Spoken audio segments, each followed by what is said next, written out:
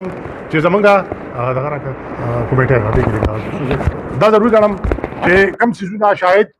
چې مرګرو دوستانو په سوچ نه کړي آیا دا غي پهلم کې دا نو نه کوم تاسو ته هغه حقایق هغه خبره مخ تر اولم چې کومه خدای دې نکي چې په نوخار کې تاسو دا سنټنس په فلیکس بلیدلی چې مونږه نوخار وزیرستان جوړېدل نه غواړو دا وزیرستان داسې نو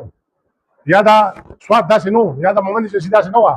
دا ټول علاقې بلکې دا دونه پرمن علاقې وي چې زمونږ د علاقو نه به چا دلته جرم وکړو نو هلته به پناه اخیسته او هلته به په سکون ژوند کوو نن تاسو ورشئ هغه علاقې وګورئ هغه دوزخ دی تنور دی په هغې کې مقامي خلک تاسو وکتل خلکو کړي وو کې په هغې باندې چې کوم څه تېرېږي اوسه پورې د هغې تاسو تصور نه شئ کولی نو موږ به د الله تعالی نه دا سوال کوو چې کېدای شي زموږ سوچ غلطي یا زموږ اندازې غلطي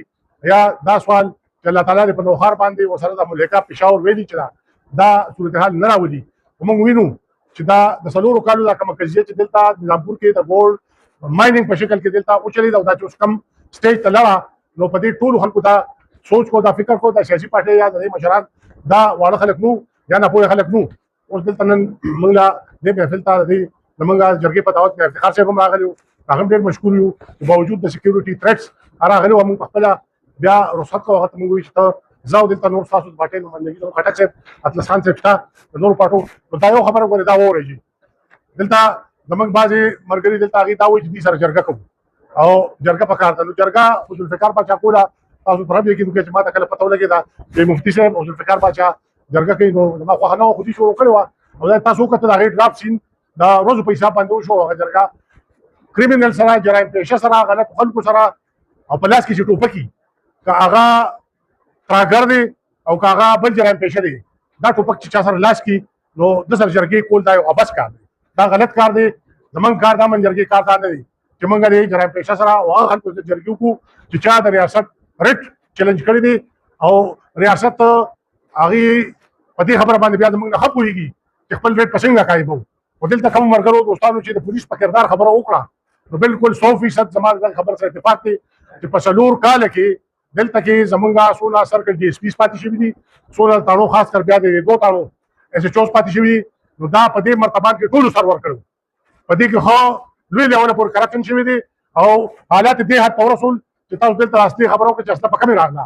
اسنه دا تاسو یا ناکې وینئ تاسو دا پولیس والو وینئ دا دې ته نه ناست چې دوی د جرایمو مخنیوي کوي جرایم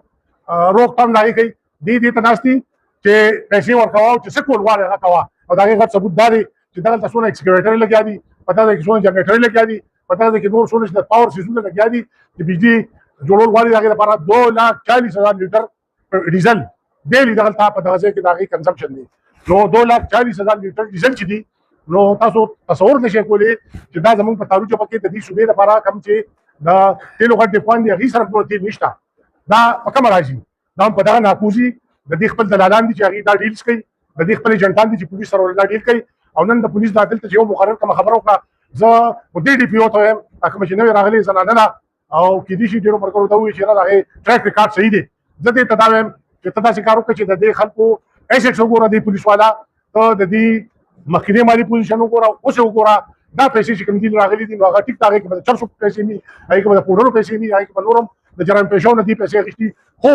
په څلورو کاله کې چې دلته د دې ګولډ مایننګ په شکل کې پولیس والا کوم پیداګیر کړی دی او کومه غلا یې کړې ده نو زه تاسو ته نشم ویلی موږ سره سټېټسټک شته دا د ټولو ایجنسو سره شته ټول ته د دې پته ده چې کم کم پولیس والا په دې کې څه کردار ادا کړی دی خو موږ سره یې ظلم وکړو نوخار ضلعې سره یې ظلم وکړو د علاقې سره یې ظلم وکړو چې نن یې خلک دونه سر ته وخېږول چې نن دلته موږ دا وایو چې دې سره جرګې کوو نن به دلته دا یو خبره کوو یو مطالبه به کوو چې دې خلکو د ریاست ریټ چیلنج کړی دی دې خلکو کم ډپارټمنټ چې دي خاص کر د مایننګ او د منرل لپاره کوم زموږ د معدنیاتو دلته د صوبې یو غټه محکمه ده د هغې سیکرټري د هغې ډي جي د هغې لاندې نور ډېر لوی همکاري او دا یوازې دلته ګولډ مایننګ نه دی په دې ټوله صوبه کې زموږ قیمتي منرل شته زه تاسو ته یو بله خبره کوم د جیالوجیکل سروې اف پاکستان تاسو ګورئ ګوګل کې تاسو هم کتلی شئ دا داسې د کالاباغ د شروع شي داسې ورپسې راځه بیا دا نظامپور بیا جړوبا بیا ورپسې داسې زه دا چراټ ورپسې اف آر پېښور او اف آر کوهاټ دا دواړه غرونه دا د دې ګولډ نه او سره بیا د کوهاټ د غر سره لګېدلې چې کومه بله ضلع ده د کرک په هغې کې یورینیم هم شته په دنیا کې قیمتي ترین کم دهات چې دي کم ایلیمنټس چې دي نو هغه یورینیم دی او ګولډ دي دا دواړه په دې کې شته نو که دلته په دې ځای کې دا سلسله چې کوم خلکو شروع کړې ده قانون په لاس کې اخیستی دی، یو غټ ډپارټمنټ هم بایپاس کړی دی او دلته دا مطالب هم زموږ بعضې ملګرو وکړه چې دې ته اجازت ورکړي او دې مایننګ کوي. ګوره موږ سره نه دا اختیار شته او نه دا اجازت ورکولی شو. د دې لپاره قانون شته، د دې لپاره محکمې شته، د دې لپاره طریقې کار شته. هغه طریقې کار د ډیپټي کمشنر هم خبر دی، د هغې نه زموږ د پولیس کم دلته زموږ ډي پي او کم اعلی چارواکي هغې هم خبر دي. ټول ته دې پته ده چې د دې څه پروسس دی، هغه پروسس دې فالو شي. خو زه یو بله خبره کوم چې دې کې بعضې خلک دي هغې ځان ته سرکار وایي. نو عجیبه خبره دا ده چې سرکار خو ریاست ته وایي او ریاست زموږ پاکستان دی. نو په ریاست کې چې دننه یو سړی ځان ته ریاست وایي، نو دا خو د ریاست لپاره د شام خبره ده چې کلو پر بلا ګرځي او ځان ته وایي زه سرکار یم. نو د سرکار د بې عزتۍ ډېرې زیاتې خبرې په نوښار ضلع کې روانې دي چې نن د نوښار ضلع د دې فعل په وجه، د دې کردار، د دې عمل په وجه ټول ضلع ډېره زیاته انتهایي بې عزته شوه، بدنامه شوه. بلکې دې ته خبر روانه ده چې زه د سوات خبر تاسو ته کوم. ګوره دا سوات کې چې شورش جوړ شو نو فضل الله خو هغه خو نه په دهشتګرد تنظیم کې نه هغه دا کار کو، هغه چې کوم پروګرام و یا هغه کوم سوچ هغه دا چې هغه خلکو ته وایي چې په ماشومانو چې کو سبق مه وایئ، تاسو دا ټي وي چې دی ټي وي مه ګورئ، هره جمعه به هغه ټي ویګان شي ځلو ماشومان یې جنکۍ چې کومې چا به سکول نه راایستې د هغې د پلارانو نومونه به یې اخیستل. نو په سوات کې د فضل الله دغه کوم اکټیویټي چې وه نو بیا هغه قوتونو او هغه خلکو دا استعمال کړه او د هغې نه بیا دا جوړه شوه چې په هغې کې فضل الله په خپل هم سر وخوړو. هغه په کونړ کې بیا هلته په د میزایل په حمله کې مړ شو. نو زه دغه خلکو ته هم دا وایم چې دې دا نه وایي چې دې سره لاس کې چې کوم دی ټوپک دی یا راکټ لانچر دی، یا دا خلک لګیا دي یو لالچ یو هیرس په مخ راغېستي دي او یو ورځ به هم په دې لالچ او په دې هیرس کې راټول شول. دا بالکل دا یقیني خبره ده، دا مکافات عمل دی. خو زه به راشم د خپلې خبرې د نوښار د امن دپاره موږ دلته په دې ځای کې څونه خبرې وکړو. سیر حاصل خبره زما په خیال هغه دا ده چې د نوښار خلک بیدار دي. د هغې غټ ثبوت د نننۍ جرګه ده، ښه کامیابه جرګه وشوه، ټولې سیاسي پارټۍ راغلې باوجود د دې چې د جماعت اسلامي نن دلته خپله د پاکستان په سطح یو غټه مظاهره ده او هغې هم راغله، هغې هم دلته خپله نمایندګي وکړه، شرکت یې وکړ. نو زه په ډېرو خبرو باندې خبرې کولی شم، مطلب غواړي چې وکړم چونکې تاسو ډېر زیات انتظار وکړو، وخت هم کوتاه دی. خو یو خبره کومه اعلامیه کې جوړ شوه د هغې متعلق به زه دا ووایم چې په میاشت کې زمونږ د ضلعې دا انتظامیه چې ده که د هغې مشري ډیپټي کمشنر کوي او که د پولیس ډي پي او کوي هغې د خپل ریټ قایم کړي. ګورئ چې دا ریټ داسې نه قایمېږي.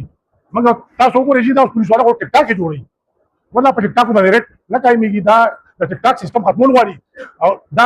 ایس ایچ او د تانې خو ډېر چې تکړه وي ډېر د کار سړي هغه ډېر کار کولی شي. دا جرایم پیشه لپاره یو شپایم چې کوم دی یو ډېر غټ حیثیت لري. دا تانې ایس ایچ او دی په هغه په علاقه کې بیا د هغه پاسه سرکل ډي ایس پي بیا ډي پي او په میاشت کې دننه د نوښار د ولس چې کوم تشویش دی او دې وخت کې د نوښار ولس بالکل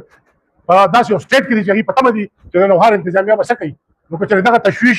انتظامیه راپاسېده خپل ګټې سټیټ بحال کړ خو ټیک ده، که نه نو بیا نن دلته د ټولو سیاسي پارټو په تعاون باندې د دې په اتفاق او په اتحاد باندې چې کومه اعلامیه جاري شوه هغه دا ده چې موږ به دلته یوازې امن جرګه نه دا ټولې سیاسي پارټۍ ځکه چې امن جرګه یو غیر سیاسي فورم دی او امن جرګې چې ټول عمر کومې هڅې کړي دي نو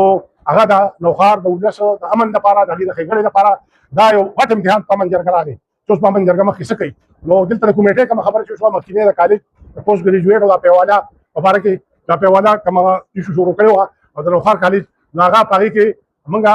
بیا وروستو د ذوالفقار باچا نه چې کوم اپډیټ واخېست هغه دا و چې هغه هغې وویل چې انتظامي خپل کار د اف آی آر په شکل وکړو. فردر کیس موږ د سایبر کرایم کوم ایجنسي چې د هغې نه لېږلی دی هغه نور کار کوي. نو موږ بیا دا فیصله وکړه چې دغې پورې به انتظار وکړو بیا به د هغې نه بعد ګورو. په منځ کې پکې دا نوې ایشو شروع شوه چې په دغه نظامپور کې روزانه ډز ډوز روزانه بلې کېږي. ذوالفقار باچا دې پورې وویل چې اخري کم مړی شو نو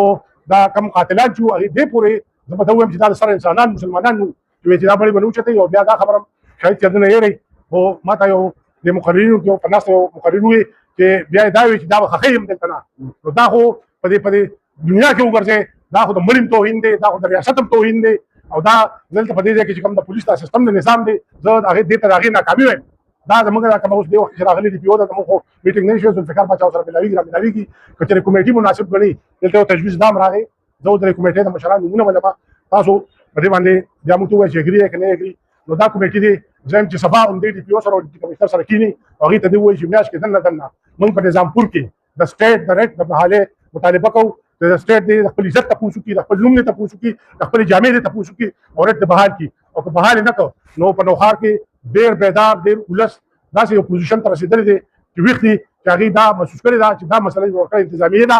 دا دې حد ته رسولې انتظامیې ده. بیا به موږ دلته راوځو بیا د نظامپور دا کوم جرایم پیشه چې دي یا چا چې د سټیټ ریټ چلن کړي دي خلاف نه موږ بیا د کمشنر خلاف روزو، موږ بیا د ډي پی او خلاف روزو، او دې ځای کې زموږ یو ورور نواب علي الله